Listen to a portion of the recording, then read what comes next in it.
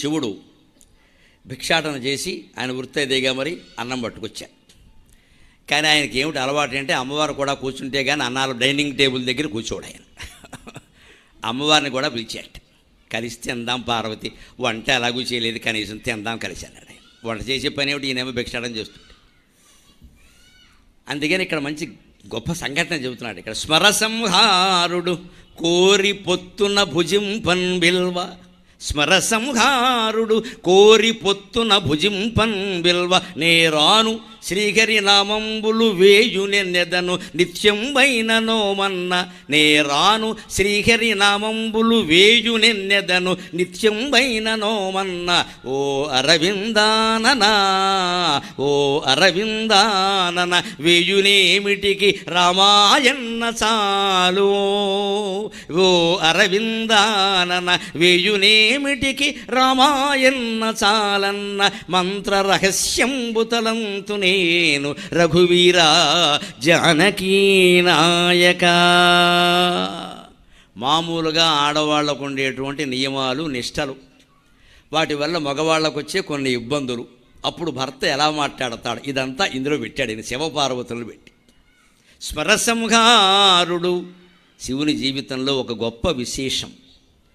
కాముని గెలిచాడు, కామాన్ని గెలిచాడు, ప్రేమతో వివాహం చేసుకున్నాడు. కాబట్టి ఆ దాంపత్యం నిలబడింది. యువత యువకులు ఆలోచించండి. గోదావరి తీరంలో కూర్చుని వేరుశనక్కాయల పొట్లం ఒకటి కొనుక్కుని నువ్వు తింటే నే తింటా, నువ్వు తింటే నే తింటా, 2 సార్లు తినగానే వీళ్ళిద్దరూ వెళ్ళిపోతారు. ఎక్కడికి వెళ్ళిపోతారో తెలియదు. వేరుశనక్కాయలకే తర్వాత వీళ్ళ బతుకంతా వేరుశనక్కాయలు కొట్టుకుని బతకాల్సిందే. గోదావరి కాపాడదు, వేరుశనక్కాయలు కాపాడు. ఇది ప్రేమ ఈవేళ సాగుతున్నది. నా కోసం గోదావరికి వచ్చాడు, తర్వాత గోదావరిలో తోసేసేది వాడే. నేను రమ్మనగానే వచ్చాడు, నువ్వు రమ్మనగానే మీ అమ్మ ఎన్నోసార్లు వచ్చిందమ్మా, మీ నాన్నగారు కూడా ఎన్నోసార్లు వచ్చారు నీ ఇంటికి, నీ కాలేజీకి. నీకు తండ్రి కనపడటంలా ఇప్పుడు, ఎందుకంటే వయస్సు కొవ్వెక్కిపోయింది. ఒళ్ళంతా 16 ఏళ్ళు వచ్చేసరికి ఆడదానికి మొగాడికి కూడా కొవ్వెక్కిపోయిందండి. ఎక్కడా తల్లిదండ్రుల మాటకి విలువ లేదు. ఇంటికి ఎందుకు వచ్చావు అని అడిగినందుకు ఒక అమ్మాయి తండ్రిని చంపేసిందండి 3 రోజుల క్రితం వార్త. 18 ఏళ్ళ అమ్మాయి. ఇంటికి ఎందుకు ఆలస్యంగా వచ్చావు, సాయంత్రం 6ంటికి నాన్న అంటావా నువ్వు అని చంపేసిందండి. పత్రికల్లో వచ్చిన వార్త. 18 ఏళ్ళ అమ్మాయి. దుర్మార్గాలకి ఘోరాలకి ఆడా మగ తేడా లేదండి. ఎవరినేమో అనడానికి వీల్లేదు. ఇవాళ చంపేయడం లేదా చచ్చిపోవడం. నువ్వు సెల్ ఫోన్ వాడద్దు. ఎసై శ్రీలింగ వేనాయ విద్మహే చున్నీ కంఠాయ ధీమహి తన్నో చావు ప్రచోదయాత్ అయిపోయింది. ఇది సెల్ ఫోన్ వద్దన్నది. తల్లిదండ్రి అన్నాక ఏమీ వద్దనకుండా అన్నీ మొత్తం స్వేచ్ఛ ఇస్తారే. భారత రాజ్యాంగం వేడి అందరికీ స్వేచ్ఛ ఇవ్వడానికి ఇక్కడ ఇచ్చారు. అందరికీ దేశమంతా ఏమవుతుందో తెలుస్తుంది. ఇక్కడ ప్రతివాడికి స్వేచ్ఛ ఎక్కువైపోయింది. వ్యక్తి స్వేచ్ఛ ఎప్పుడు వ్యవస్థను ఇబ్బంది పెడుతుందండి. 140 కోట్ల మంది ప్రజలు బాగుండాలంటే వ్యక్తి స్వేచ్ఛ తగ్గాలి, వ్యవస్థ నిబంధనలు పెరగాలి, అప్పుడే బాగుంటుందండి. ఖచ్చితంగా వ్యక్తి స్వేచ్ఛ తగ్గాలి, బాగా తగ్గాలి. వ్యక్తుల స్వేచ్ఛ గురించి ఎవడో మాట్లాడద్దు అసలు. ఇక్కడ వ్యవస్థకు నువ్వు కట్టుబడి ఉండాల్సిందే. నా ఇష్టం వచ్చినట్టు నేను బండేసి కడతా, నా ఇష్టం వచ్చినట్టు తాగుతా, నా ఇష్టం వచ్చినట్టు తిరుగుతా, ఈ మాటలు మాట్లాడకూడదు అసలు. రాజ్యాంగానికి వ్యతిరేకం. వ్యవస్థ బాగుండాలా వద్దా? మన దగ్గర కర్మే వచ్చిందంటే వ్యక్తి స్వేచ్ఛల గురించి చాలా సంఘాలు ఉంటాయండి. ప్రతి వాళ్ళకి సంఘాలు ఉంటాయి. వాళ్ళ ఇంక్రిమెంట్ల గురించి, పిఆర్సీల గురించి మాట్లాడతారు. వాళ్ళు బాధ్యతలు చేస్తున్నారో లేదో ఎవరో మాట్లాడరండి. సంఘాలు ఉన్నది ఇంక్రిమెంట్ల గురించా? బాధ్యత చేయమని అడిగావు నువ్వు ఎప్పుడైనా? ఉద్యోగులందరి చేత ఉద్యోగ సంఘాలని బాధ్యతలు చేయించమనండి. మొత్తం అన్నీ బాగానే ఉంటాయి, అన్ని వ్యవస్థలు బాగానే ఉంటాయి. ప్రభుత్వ విద్య, ప్రభుత్వ వైద్యం అన్నీ బాగుంటాయి. ఎవరు అడగరు. ఎవరన్నా ఒకరికి ఏదైనా చిన్న ఇంక్రిమెంట్ తక్కువైనా ఒకరిని సస్పెండ్ చేసినా వెంటనే ఒక 100 మంది వస్తారు. అది కూడా క్యాస్ట్. వ్యక్తి స్వేచ్ఛ బాగా తగ్గి వ్యవస్థ భద్రత పెరిగినప్పుడే ప్రపంచం బాగుంటుంది. మన స్వేచ్ఛను మనమే తగ్గించుకోవాలి. అదే రామాయణం, అదే సందేశం. అందుకే శివుడు ప్రేమలో గొప్పది. ఇప్పటికీ కూడా వివాహం జరిగితే పెద్దవాళ్ళు ఎవరైనా 80 ఏళ్ల వాళ్ళు వస్తే పార్వతీ పరమేశ్వరులు వచ్చారండి నేను వాళ్ళకి ముందు దండం పెట్టిస్తారమ్మ. దంపతాంబూలాలు, మంగళసూత్రం పెళ్లి కూతురు కట్టే ముందు మన దగ్గర ఒక విశిష్టమైన ఆచారం ఉందండి. అది మండలిలోకి, సభలోకి వెళ్ళి ముత్తైదువులందరి మెడల్లో ఒకసారి తగిలిస్తారు. ఇలాగా తీసుకొచ్చి ఈవిడ అంటే మీ అందరి సౌభాగ్యం, మీ ఆశీర్వచనం వల్ల మా అమ్మాయికి రావాలి. ఎంత గొప్ప ఆచారం. కేవలం ఓన్లీ ఇన్ ఇండియా కనపడేటువంటి ఆచారం ఇది. కేవలం హిందువుల్లో కనపడే ఆచారం. ప్రపంచంలో ఎక్కడ కనపడదు ఇది. మొత్తం అందరినీ కలపడం ఇక్కడ. నీ సౌభాగ్యం, నీ సౌభాగ్యం, మా అమ్మాయికి ఇయ్యమ్మ కాస్త అంటే ప్రతి ముత్తైదువుని కులభేదం లేకుండా గౌరవిస్తున్న సంస్కృతి కదా. ఎందుకు ఇక్కడ పార్వతీదేవి ప్రశ్న? గౌరీ పూజ చేయిస్తారు పెళ్లిలో, లక్ష్మీ పూజ, సరస్వతి పూజ చేయించరు. అంటే వాళ్ళేం తక్కువ అని కాదు. అక్కడ లక్ష్మీ పూజ చేయిస్తే డబ్బు వస్తుంది, సరస్వతి పూజ చేస్తే చదువు వస్తుంది, గౌరీ పూజ చేస్తే వీడు బతుకుంటాడు. ముందు వీడు బతుకుంటే కదా వచ్చేది. గౌరీదేవి ఆయుర్దాయాన్ని ఇస్తుంది. గౌరీదేవి అంటే శక్తి. ముందు వీడు బతుకుంటే కదా డబ్బును చదువు. వీళ్ళు లేనప్పుడు డబ్బు దేనికి? అందుకని గౌరీ పూజ చేయిస్తారు. పెళ్లి కూతురు గౌరీ పూజ చేస్తుంది, పెళ్లి కొడుకు డౌరీ పూజ చేసుకుంటాడు. అక్కడ కూర్చొని లెక్కెట్టుకుంటూ ఉంటాడు. వీడికి గౌరీ, వాడికి డౌరీ. ఈ పూజల్లో మనకింత విశేషం ఉందండి. సరదాగా ఏం చెప్పుకున్నా కానీ ఆ గౌరీ పూజ ఎందుకు చేయిస్తారు? ఆయన స్మర సంహారుడు అన్న ఒక్క మాటలో చెప్పాడు. ఆయన కాముణ్ణి కూల్చాడు, ప్రేమతో పెళ్లి చేసుకున్నాడు. అందుకే తనకి పార్వతీదేవిని చూడగానే ఒక కామపరమైన ఆలోచన. అది ప్రేమ కాదండి, అది శివుడే చెప్పాడు స్వయంగా. నాకు ఈ వికారం అన్నాడు. వికారం అని ఎందుకంటారండి? వేరే వ్యామోహం కాబట్టే అన్నారు. నాకు ఈ వికారం పుట్టిందేమిటి అని ఆలోచించాడు ఆయన. వెంటనే జ్ఞాననేత్రం తెరిచాడు. మూడో కన్ను తెరిచి దహనం చేశారంటే అర్థం అది. ఇక్కడో కన్ను, దాంట్లోంచి మంట, ఎదురుగా మన్మధుడు దహనం అయిపోవడం సినిమాలో చూపిస్తారు. 150 రూపాయలు టికెట్ ఇచ్చాక ఏమీ చూపించకపోతే నువ్వు డబ్బులు ఎలా ఇస్తావు? సినిమాలో చంద్రమోహన్ మన్మధుడు వేశాడు. ఆ రోజుల్లో ఆయనే మన్మధుడు. బాలయ్య ఏమో శివుడు వేసేవాడు. బాలయ్య అంటే బాలకృష్ణ కాదు, బాలయ్య నటుడు ఉండేవాడు. ఆయన శివుడు బాగా వేసేవాడు. వాళ్ళే నటుడు అలా వేసి. అంటే అక్కడ అర్థం ఏమిటంటే ఇలా సినిమాలో చూపించినట్టు ఈ మనిషి ఆ మనిషి ఎదురుగా ఉండడం కాదు. తన మనస్సులో ఒక కామపరమైన ఆలోచన తపస్సు చేసుకుంటున్న ఋషి అయిన శివుడికి పార్వతీదేవిని చూడగానే కలగ్గానే ఆయన జ్ఞాననేత్రాన్ని తెరిచాడు. అంటే జ్ఞానంతో ఆలోచించడం. సతీదేవి చనిపోయింది కదా, నాకు ఇప్పుడు దేనికి ఈ గొడవ? మళ్ళీ మనస్సులో ఈ ఆలోచనలు వస్తున్నాయి. ఈ అమ్మాయిని చేసుకుంటే మాత్రం రేపు పొద్దున పుట్టింటికి వెళ్లకుండా ఉంటుందా? యోగాగ్నిలో దగ్ధం కాకుండా ఉంటుందా? ఎందుకు వచ్చిన గొడవ? నాకు ఎందుకు వస్తుంది ఈ ఆలోచన? రెండో పెళ్ళి, లేకపోతే ఈ అమ్మాయి ఏమిటి, నా వయస్సు ఏమిటి, నేనేమిటి, ఇప్పుడు చూసి వ్యామోహంలో ఇదంతా అనిపించి ఇదే జ్ఞాననేత్రం. యువత యువకులు కూడా నేను పెద్దవాడినైనా నమస్కారం పెట్టి కోరుతున్నా. కామప్రేరితమైన ఆలోచనలు మీ చదువులో కలిగితే అట్టు తిరగేయండి. 10 నిమిషాలు ఆలోచించండి. వెంటనే SMS పంపేయకండి దయచేసి. రాగానే ఫోన్ నెంబర్ తీసుకోవడం, ఇక పంపేయడం. ఇక్కడ ఇద్దరు కలిసి ఎవరికి కనపడకుండా వెళ్ళిపోవడం. మొత్తం జీవితాలు నాశనం అవుతున్నాయి. ఎందుకు వస్తుంది ఈ ఆలోచన? ఇంజనీరింగ్ చదవడానికి వచ్చావు మిత్రమా, లైన్ వేయడానికి రాలేదు ఇక్కడికి. దానికి ఒక టైం ఉంది. పెళ్ళి అయ్యాక బాగా పెద్ద రైల్వేలు అయినాయి. ఎవడొద్దన్నాడు? అప్పుడు ఎవడు పెళ్ళామోహం చూడండి ఇక్కడ. అప్పుడేమో ఆవిడ విసుగు. కాలేజీలో ఉన్నంతకాలం ప్రేమ ఇక్కడ, ఏదో ప్రేమ. దీన్ని ఆడాళ్ళు నమ్ముతారు. ఎందుకంటే అమాయక చక్రవర్తులు లేరు ఇక్కడ.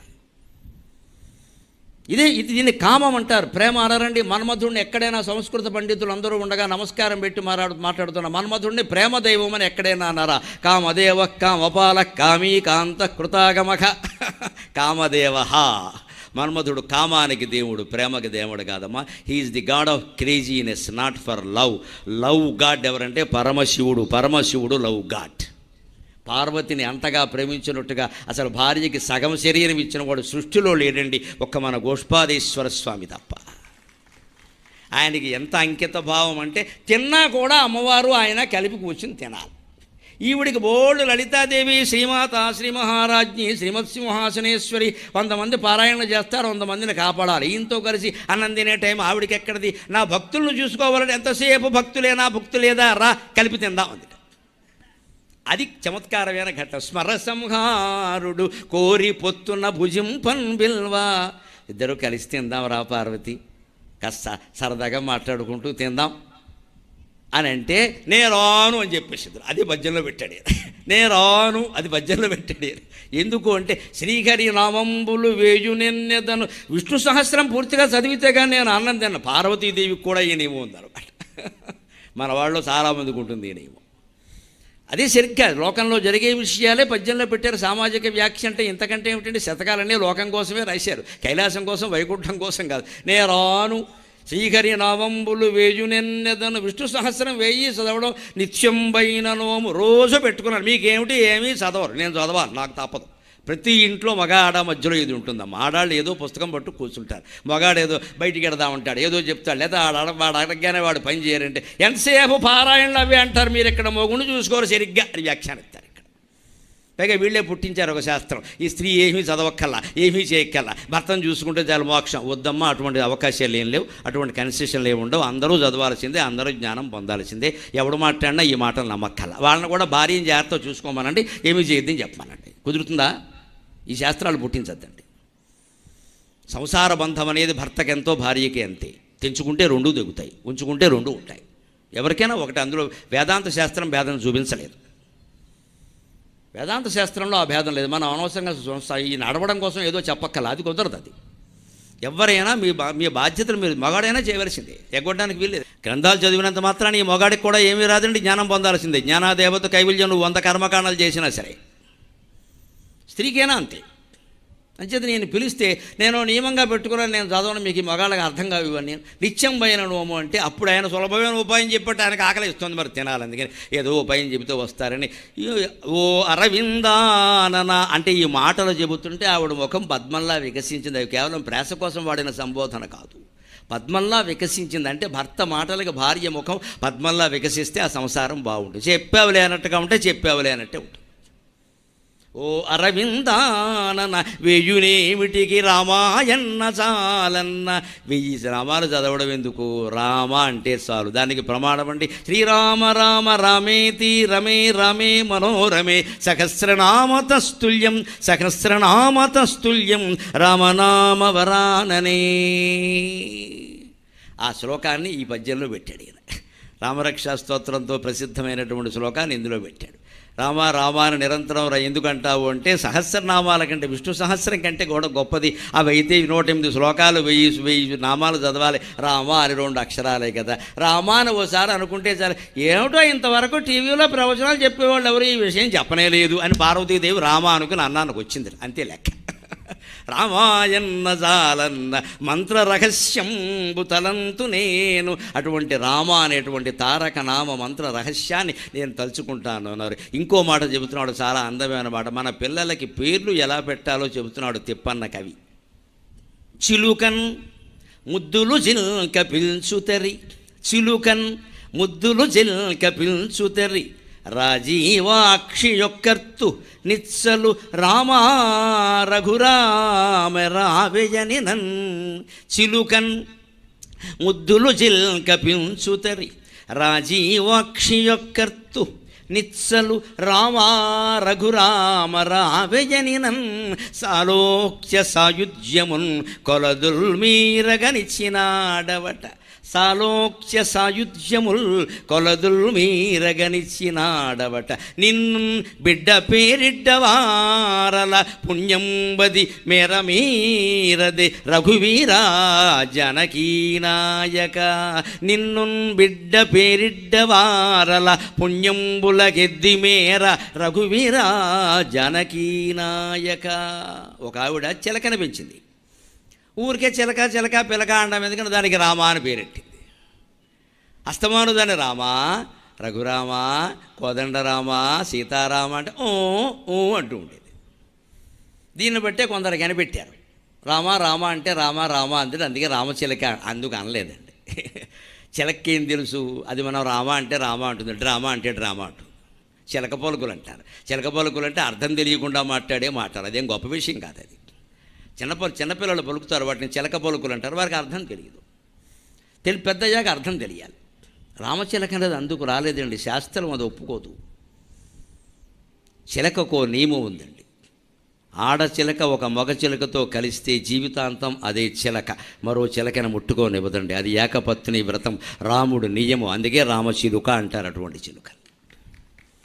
పక్షులకు కూడా ఉందమ్మా ఈ నియమం, మనుషులకు లేకపోతే ఎలాగా? చిలుకల్లో ఒక సాధారణంగా పక్షులన్నీ అంతే అని చెప్పాను నేను. పక్షి శాస్త్రం మీద పరిశోధనలు చేసిన వాళ్ళని, పక్షుల కంపెనీలు పక్షులను అమ్ముతూ ఉంటారు, జంట పక్షులను, వాళ్ళని ఎంక్వైరీ చేస్తే చిలక కాదండి చాలా పక్షుల్లో ఉంది నియమం అన్నారు. పక్షుల్లో ఉందండి నియమం, ఇంకో పక్షిని ముట్టుకోనివ్వదు అది. మనకి ఏ అక్కుపక్షి దొరికితే ఆ పక్షి చాలి, ఆ అక్కుపక్షి చాలి. ఇక్కడ వాడు అక్కుపక్షి అయినా సరే. పక్షులకున్న నియమం, పశువులకున్న నియమం మనుషులకు ఉండదా అండి? ఇన్ని గ్రంథాలు మనకున్నాయి, ఇంతమంది చెప్పేవాళ్ళు ఉన్నారు, పక్షులకి అవకాశం లేదే. ఇక్కడ కూర్చొని ఎంత విన్నా ఆ చిలక్కి నా మాటలు అర్థం కావే, కానీ అది ఆచరిస్తోంది, మనం ఆచరించట్లా. ఆలోచింతురుగాక మేరలు. తెలియకుండానే పశువులు పక్షులు ధర్మాన్ని ఆచరిస్తున్నాయి, తెలిసి కూడా మనం ఆచరించట్లా. పక్క చూపు వచ్చిందంటే కన్ను పొడి చేసుకోవాలంతే లెక్క, దాన్ని పెంచకూడదు. ఇంకా దానికి ఇంకా వంకలు పెట్టడం, చెప్పడం, వీడెవడో బాగా చూడలేదు, ఆవిడెవడో, ఇవన్నీ వంకలు. రాజుని చూసిన కళ్ళతో మొగుడును చూస్తే మొత్తం బుద్ధి అయింది. ఆ వ్యధవాలోచన లేకపోతే ఈ సంసారం బాగానే ఉండేది. వేరే ఆలోచన రాగానే యువతలు ఆడదు, దుర్మార్గురాలు అయిపోతుంది. అంతవరకు పతివ్రత అయిన భార్య పనికిమాలింది అయిపోతుందండి. నన్ను చూసుకోవడం సరిగ్గా తెలియదు, ఎందుకంటే వీడికి ఎవరితో కనపడింది, ఇక్కడ వ్యధవ గుంట. దాని వెనకాల పడతాడు. ఇంకా ఈ ఆలోచన అప్పుడే మనం రామాయణం చదివి చిలకను చూసి నేర్చుకో. రామ చిలుక అంటారు. అందుకని రామ అంటే డ్రామా అంటే డ్రామా ఉంటుంది, చిలకేం తెలుసు. కానీ దానిలోంచే ఓ చమత్కారం తీశాడు. రామా రఘురామ రామంటే అది ఆ పిలుపుకి అలవాటు పడింది, పలుకుతుంది. అన్నిసార్లు చిలకని పిలవడం వల్ల రామ అనడం వల్ల ఈవిడికి, పిలకగానే రామ అనగానే పలకడం వల్ల ఆ చిలకి, ఇద్దరికీ రామచంద్రమూర్తి మోక్షం ఇచ్చాట శబ్దమాత్ర ఉచ్చారణ చేత. అది కథ. చిలుకన్ ముద్దులు జిల్క పిల్చుతరి రాజీవాక్షి యొక్కర్తు. నిత్సలు అంటే నిత్యము ప్రకృతి, నిత్సలు వికృతి అంటారు. ఎప్పుడు పిలిచినా సరే ఇంక వేరే పేరు పెట్టకుండా రామా రఘురా